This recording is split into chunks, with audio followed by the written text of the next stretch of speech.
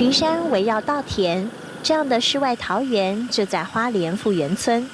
村里大多都是老一辈的客家人。一冲都按落嚟嘅啦，都我北方嘞。安静的午後，客家阿婆拿起畫筆作畫，樂在其中。山下我大人哦，也有我，啲路啲咪隔壁人下啦吼，啲窮下啲大我。畫的多是生活經驗，不過阿婆大多沒讀過書。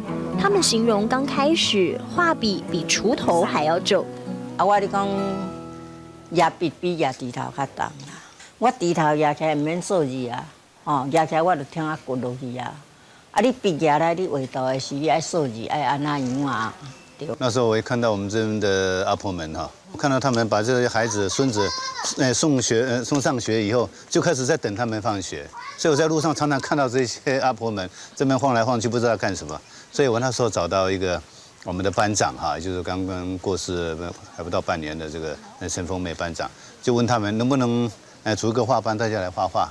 啊，你无看这个地方，画到笑哈哈，笑到嘴遐大空，你都看。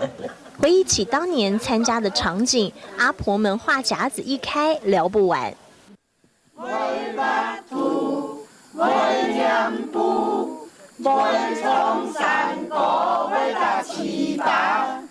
每到周二晚间，还有剧团课程，一开始就是大合唱。不管是闽南、外省、原住民，即使不是字，也都能唱客家歌。你看看我们的同学里面，就是各族的人都有啊。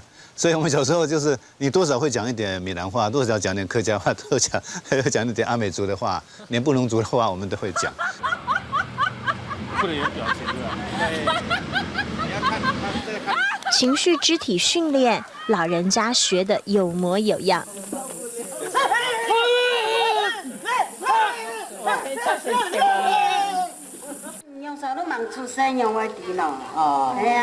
曾经将过去阿婆的童养媳真实故事搬上舞台，阿婆们的演出赚人热泪。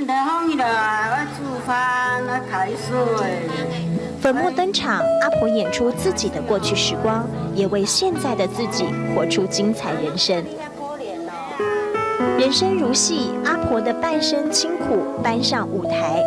戏如人生，阿婆的深刻体会染上画布。后山富源村浓浓客家情，渲染成我的感动时刻。